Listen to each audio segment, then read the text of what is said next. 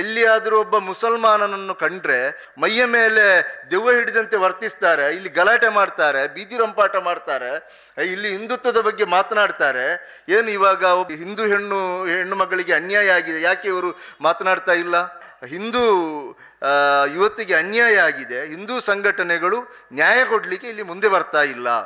ಇವರೇನು ಮಾಡ್ತಾರೆ, 2 ದಿವಸಗಳ ಹಿಂದೆ ಪ್ರತಿಭಾ ಕುಳಾಯಿಯವರ ನೇತೃತ್ವದಲ್ಲಿ ಪ್ರೆಸ್ ಮೀಟ್ ಮಾಡಿ ತುಂಬ ವಿಚಾರವನ್ನು ಅವರು ತಿಳಿಸ್ತಾರೆ. ನನಗೆ ತುಂಬ ಆಮಿಷಗೊಟ್ಟಿದ್ದಾರೆ, 50 ಲಕ್ಷ ರೂಪಾಯಿಗಳ ಆಫರ್ ನೀಡಿದ್ದಾರೆ, ಮದುವೆ ಆದ ಕೂಡಲೇ ಡೈವೋರ್ಸ್ ಮಾಡಬೇಕು ಅಂತ ಹೇಳಿದ್ದಾರೆ, ಮದುವೆ ಆಗಲಿಕ್ಕೆ ರೆಡಿ ಇದ್ದಾರೆ, ಆದ ಮರುದಿವಸ ಡೈವೋರ್ಸ್ ಕೊಡಬೇಕು, 50 ಲಕ್ಷ ರೂಪಾಯಿ ಪರಿಹಾರ ಕೊಡಬೇಕು, ಆ ಮಗುವನ್ನು ಎಲ್ಲಿಗಾದರೂ ಕೊಂಡೋಗಿ ಸಾಂತ್ವನ ಕೇಂದ್ರಗಳಿಗೆ ಕೊಡಬೇಕು, ಈ ರೀತಿಯಾದಂಥ ಬೇಡಿಕೆಯನ್ನು ಇಟ್ಟುಕೊಂಡು ಒಂದು ಸಂಧಾನಕ್ಕೆ ಬಂದಿದ್ದಾರೆ ಅಂತ ಹೇಳುವಂಥ ಗಂಭೀರವಾದಂಥ ಆರೋಪವನ್ನು ಪ್ರತಿಭಾ ಕುಳಾಯಿ ಮತ್ತು ಆ ಹೆಣ್ಣು ಮಗಳು ಪತ್ರಿಕಾಗೋಷ್ಠಿಯಲ್ಲಿ ಮಾಡ್ತಾರೆ.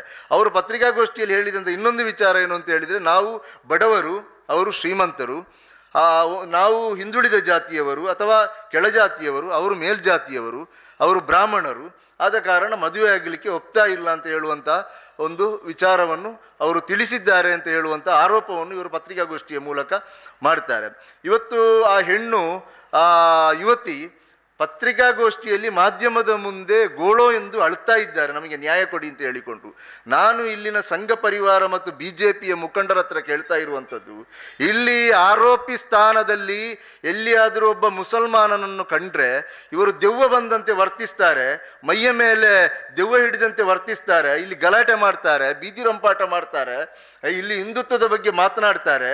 ಏನು ಇವಾಗ ಒಬ್ಬ ಹಿಂದೂ ಹೆಣ್ಣು ಮಗಳಿಗೆ ಅನ್ಯಾಯ ಆಗಿದೆ, ಯಾಕೆ ಇವರು ಮಾತನಾಡ್ತಾ ಇಲ್ಲ? ಯಾಕೆ ಇವರ ಹಿಂದುತ್ವ ಈಗ ಮಾತನಾಡ್ತಾ ಇಲ್ಲ? ಎಲ್ಲಿ ಹೋಗಿದೆ ಕಲ್ಲಡ್ಕ ಪ್ರಭಾಕರ ಭಟ್ರು? ಎಲ್ಲಿ ನಾವು SDPI ಅವರು ಪ್ರತಿಭಟನೆ ಮಾಡುವಾಗ ಓಡೋಡಿಕೊಂಡು ಬಂದು ಮಾತನಾಡಿದಂಥ ಅರುಣ್ ಕುಮಾರ್ ಪುತ್ತಿಲ ಈಗ ಎಲ್ಲಿದ್ದಾರೆ? ಯಾಕೆ ಇವರು ಇಡೀ ಬೀದಿಯಲ್ಲಿ ನಿಂತುಕೊಂಡು ಇವರು ಕೂಗ್ತಾ ಇದ್ದಾರಲ್ಲ ನಮಗೆ ನ್ಯಾಯ ಕೊಡಿ ಅಂತ? ಇವರಿಗೆ ನ್ಯಾಯ ಕೊಡಿಸಲಿಕ್ಕೆ ಯಾಕೆ ಸಾಧ್ಯವಾಗ್ತಾ ಇಲ್ಲ? ಇದೇನಾ ಇವರ ಹಿಂದುತ್ವದ ನಾಟಕ?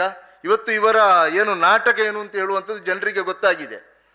ಕಲ್ಲಡ್ಕ ಪ್ರಭಾಕರ ಭಟ್ರ ಶಿಷ್ಯ, ಕಲ್ಲಡ್ಕ ಪ್ರಭಾಕರ ಭಟ್ರ ಮುನ್ನಡೆಸುವಂಥ ಶಾಲೆಯಲ್ಲಿ ಕಲಿಯುವಂಥ ಒಬ್ಬ ವಿದ್ಯಾರ್ಥಿ ಕೃಷ್ಣರಾವ್, ಅವನ ಮೇಲೆ ಯಾವ ಕ್ರಮ ಕೈಗೊಂಡಿದ್ದಾರೆ? ಇಲ್ಲಿ BJPಯವರು ಸಂಸ್ಕೃತಿಯ ಬಗ್ಗೆ, ಸಂಸ್ಕಾರದ ಬಗ್ಗೆ, ರಾಷ್ಟ್ರೀಯತೆ ಬಗ್ಗೆ ಮತ್ತು ಹೆಣ್ಣಿಗೆ ಕೊಡಬೇಕಾದಂಥ ಗೌರವದ ಬಗ್ಗೆ ಇವರು ಮಾತನಾಡ್ತಾರಲ್ಲ, ಆ BJP ಪಕ್ಷದಿಂದ ಈ ಹುಡುಗನ ತಂದೆಯನ್ನು ಉಚ್ಚಾಟಿಸಲಿಕ್ಕೆ ಒತ್ತಡ ಬಂದ ನಂತರ 6 ತಿಂಗಳು ಕಳೆದ ನಂತರ ಆಗಿರ್ತದೆ ಇವರು ಉಚ್ಚಾಟನೆ ಮಾಡಿದ್ದು. ಇವತ್ತು ಈ ದಕ್ಷಿಣ ಕನ್ನಡ ಜಿಲ್ಲೆಯಲ್ಲಿ ಸಂಘ ಪರಿವಾರ ನಡೆಸುವಂಥ ಶಾಲೆ ವಿವೇಕಾನಂದ ಕಾಲೇಜು, ಅವರು ಸಂಸ್ಕೃತಿಯ ಪಾಠ ಮಾಡ್ತೇವೆ, ರಾಷ್ಟ್ರೀಯತೆಯನ್ನು ಕಲಿಸ್ತೇವೆ ಈ ಶಾಲೆಯಲ್ಲಿ ರಾಷ್ಟ್ರಭಕ್ತಿಯನ್ನು ನಾವು ಕಲಿಸುವಂಥದ್ದು.